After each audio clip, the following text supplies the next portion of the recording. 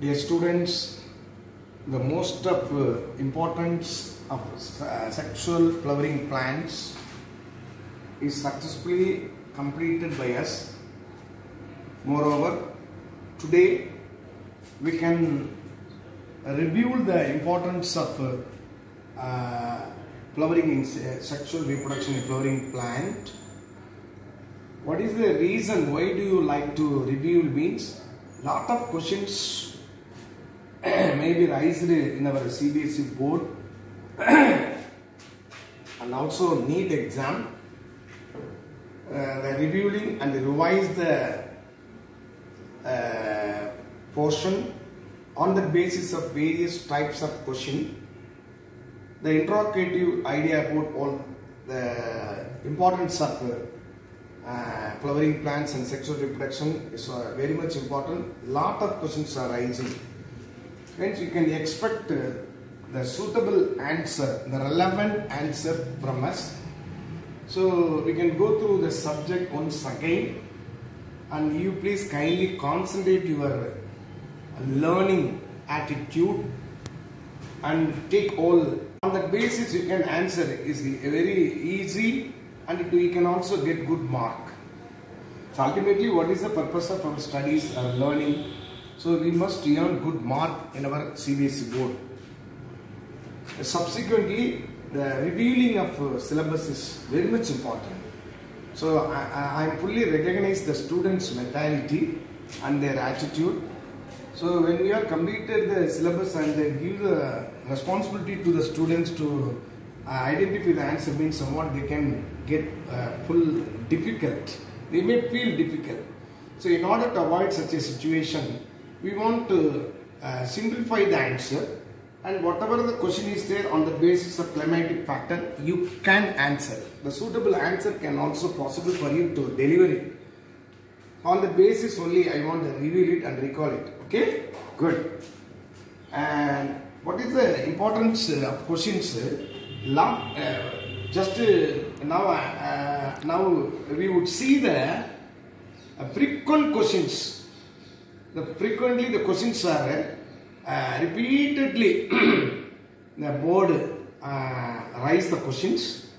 So what is the importance of questions? Such a wise we see one by one. What is the difference between microsporogenesis and megasporogenesis?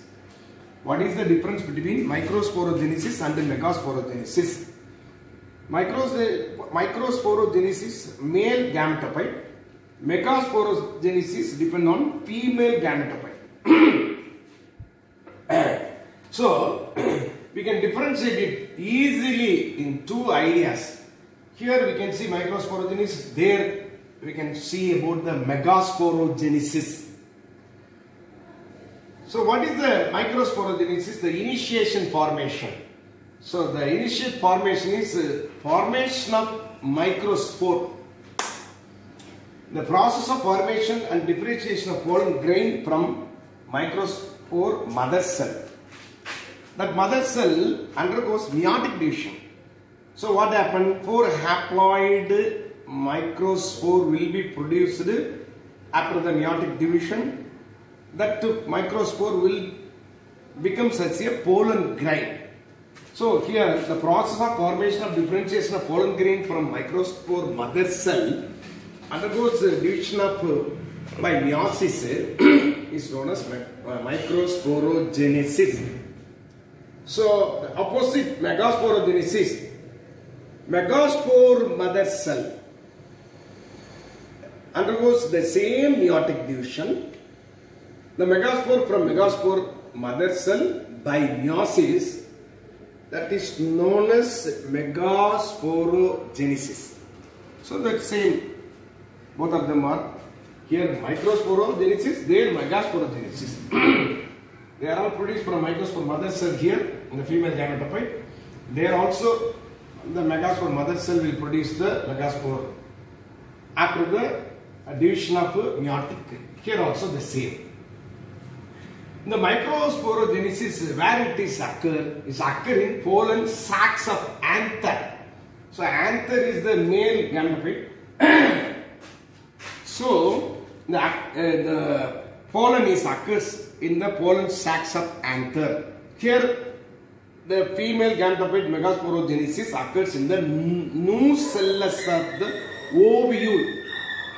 Don't forget nucellus of the ovule. Where do we get the pollen in our anther? It is obtained from the pollen sacs. Here the female gametophyte megasporogenesis occurs in the nucellus of the ovule. Okay. Then here there is one big difference is there for this microspore and the megaspore. Here all the after the meiotic division 4 haploid spores are functional, but here only 1 out of 4 megaspore is functional. So here also there is a production of 4 haploid megaspore. That megaspore 3 degenerate and only 1 is functional. There in the male gamete all the 4 megaspores are functional. Here only 1 out of 4 megaspore is functional. That is a large difference. And here the pollen grains are result in the formation of the male gametophyte. Here result in the formation of embryo sac female gametophyte. That's all. This is the 4 important points are difference. And what is meant by monosporic development of a female gametophyte? This question is also frequently we are all seeing the questions. Somewhat it is twisted and the student may confuse, but it is very easy question and we can easily answer. What is meant by monosporic development of female gametophyte? Mono means single. So when we consider female gametophyte, after the meiotic division, after the 4 haploid megasporogenesis from the megaspore single mother cell, megaspore mother cell, the 4 haploid, 3 degenerate, only 1 is functional, hence only 1 of megaspore enlarges and developed as a gametophyte or embryo sac. So such a 3 are degenerate and only 1 is survive, only 1 is functional, only 1 is produce embryo sac. Hence we can say it is called monosporic development of female gametophyte. That's all. And the important question one is autogamy. So autogamy is nothing but it's a cell pollination. The process is always by intersexual of same flower. The same flower, the process of cell pollination is mostly attained by the flower. On that basis we can say it is called autogamy. Autogamy means automated process by which the pollination is happening instead of the same flower as a cell pollination, then we can call as a autogamy. So autogamy is also be divided into various types. One is homogamy, clistogamy, geitonogamy. So various types of pollination is there. Homogamy. So anther and the stigma of chasmogamous flower. What is the chasmogamous flower? So don't confuse. Chasmogamous flower means open flower. The open flower, it will give the chances to pollinate in the same flower. The male gametophyte of pollen grain may attach to the stigma of the same female gametophyte. Such a wise it's called a chasmogamous open flower. Maybe happen cross or cell pollination. That is homogamy. Next, clistogamy. It's a unisexual causing cell pollination. Unisexual means same flower. The same species can also be produced with the help of pollinating of pollen grain in the same flower, such a wise clistogamy. Then another one is geitonogamy. Geitonogamy. It's nothing but one flower transferred their anther to the stigma of the another flower. So it is called cross pollination. So either one of the stigma or either one of the anther can cross it to produce their generation. Genetically similar but same plant, but genetically similar. The same plant of another plant transferred here, same plant of stigma of here receive the pollen grain of some other plant, but same genetically similar plant. Such a wise it is called geitonogamy. And xenogamy is mostly it's a cross pollination. So most of the agent which has been fully utilized by the pollination purpose, the flowers are very attractive, and the honeybee and everything will also come and contact the pollen on the stigma, then it will consider as a cross pollination and maybe self pollination. It may happen according to the chances. But here agent of pollination and the wind, air, water current, which has been mostly used, abiotic or biotic. Abiotic means some other wind and the water and everything are abiotic. Biotic means animals, birds are carrying the pollen grain, and it can also used for the chances of cross pollination. So that the agents also here. Mostly the water pollination is happening in the lower plants, algae, bryophyte, pteridophyte, gymnosperm. They are the lowermost plants. They can mostly prefer to pollinate among other algae and fungi, bryophyte or pteridophyte. Instead of the water only, they can, the male gamete are released and female gametes are always be there, and it will attach and form a zygote. This is quite happening. But what wind process of pollination, the pollens are very sticky and they leathery, and they are less in weight. They can easily move water, and water current is used, and they can go and stick on the stigma of the any one kind of same types of flowers, and it will get the chance of to produce their zygote. So on that basis, agent of pollination is also important and play a major role of the pollination purpose. And they given an account of structure of typical anther. So already we elaborately, extensively, completely read the entire structure of anther. Anther is the male gametophyte. It is only in the we can call it is androecium. So androecium, each one unit is called anther. It is always bilobed, and the bilobed, and each lobe containing two cell or theca, hence we can call it as a ditheca. So parallelly the dithecas are there, 4 groups of cells are there. So on that basis we can call it as a theca, 1, 2, 3, 4. They are all bilobed. So one side is a bilobed, so 2 thecas are there. Here also 2 thecas are there. Centrally there is a longitudinal divisions are there. After mature, the pollen grains are digested and they come out from the anther. So anther is the bilobed structure. Commonly you can write it, and the epidermis, and then endotheca, tapetum. These are all the important layers are found in our structure of typical anther. So this is a male gamete. So these are all the important points you must be highlighting, and develop your own way of arrangements of sentence. Based on that only they can give such a full mark. And then what is the double fertilization? So the main purpose of this lesson is two important. One is double fertilization, another one is post fertilization. Now we can see about the double fertilization. Frequently I completed it in understanding purpose to the student of you, but I want to review it again. What is the importance of double fertilization? The pollen tube carry the two important cells. One is the generative cell, another one is vegetative cell. What is the purpose of vegetative cell? The vegetative cells are nucleated, free cytoplasms are there. They are all acting as a nourishment for the future generative cell of the male gametophyte. So another one is vegetative cell, another one is generative cell. So both of them entering into the female gametophyte of embryo sac through micropylar end. The tip of the region of pollen tube entering the place is called the micropylar end. There will be opening is there. So the opening is give a place for them to open the pollen tube, penetrate into the micropylar pore and get inside. And there is a vegetative cell is there and the generative cell. The generative cell, before to contact with the zygote formation, they would be divided into two male gamete. That one male gamete will enter through the synergy, synergy gives some guidelines to the pollen tube.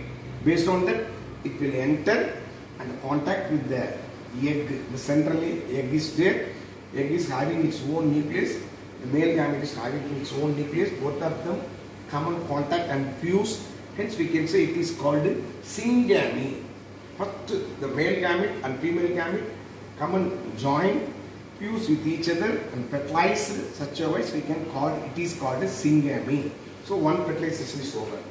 So another male gamete of pollen tube inside move towards the central part of the embryo sac. There is here two nucleated, binucleated central polar cells are there. Central cell or polar nucleus. There is already two nucleus are there occupied instead of the single cell. The male gametes, one single cell will also come in contact and fuse with the double nucleated polar nucleus. Then we can say it is a triple fusion. So after that it is having three nucleus, then we can say it is a triple fusion. So ultimately, first the egg is fused with the one male gamete, one fertilization is over, then we can call it here syngamy. Another one is in these polar nucleus is also given common contact and triple fusion is also the existing. So hence two times the fusion of male gamete is happening, functioning inside of the embryo sac. Then we can say it is called the double fertilization. After the two types, the double fertilization is over. Then the triple fusion of central cell is furthermore it will be calling as primary endosperm cell, which goes for the another post fertilization of endosperm formation for the nourishment development purpose of the future embryo, and zygote will develop as a embryo. So this is a general procedure, general points which would be highlighted in our exam, means we can get good mark. So students, please kindly look this double fertilization process keenly and observe it and write it in your own style. Third, post fertilization. Post fertilization, you know everything. So what happened after the fertilization of zygote? Zygote develops into future seed. So ovule becomes as a seed. So seed is the future embryo for the further development of it. They is carrying all genetic information from one generation to another generation. The same species will retain their own character with the help of seed. The seed will pass the next generation of character to next level. So ovule becomes as a seed and ovary becomes as a fruit. And the outer pericarp and mesocarp, endocarp, these are all the edible part. And true fruit and false fruit, everything we completed in details. Here endosperm, what is the main purpose of endosperm? The pre-nucleated endosperm, you can say it is a pre-nucleated endosperm. Primary endosperm cell divide many times. So thousands of pre-nuclei will be produced. That thousands of pre-nuclei is nourishment for the future embryo. We can easily take an example, the coconut water. The coconut water is fully pre-nucleated. That water is utilized for the purpose of embryonic development. So embryonic stages are reaching one by one, they can attain the maturity of embryo. That level of embryonic stages is mostly possible only with the help of nourishment. The nourishment is produced from the PEC. The primary endosperm nucleus will divide furthermore, and thousands of nucleus or pre-nucleus are produced. Afterwards, they can form a cell wall formation. Especially in our coconut, we can say it is the white particles or edible particles.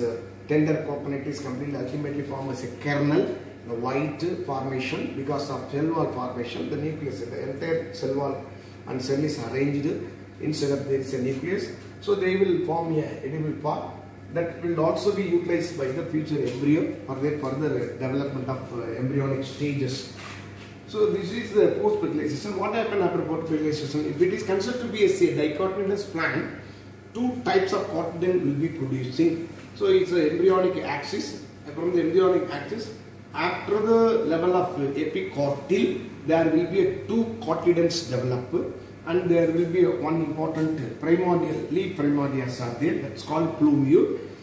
Under the cylindrical axis of the broadened portion, under the below the epicortyl, there will be a hypocortyl, and below the hypocortyl there is a root that is called, the future root is developed from radicle, and plumule is formed as a leaf primordia and shoot apex. Here root apex will produce a root under the soil as the formation of a geotropic movement.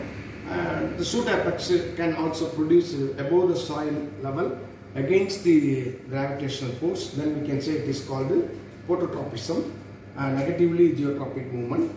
And the root cap is also formed, under which the cotyledon, two cotyledon, and single cotyledon is always monoecious plants like rice, wheat, corn, such a wise. They are all single cotyledon. Scutellum is produced, and they are having coleoptile, and then coleorhiza is below the level, and they are all single cotyledon. Hence, we can say it is the single cotyledon, monocotyledon. So, these are all the structure will be produced by the post-fertilization. So, post-fertilization is also very much important question. You please kindly review one by one. Afterwards, you can successfully answer it. Thank you very much.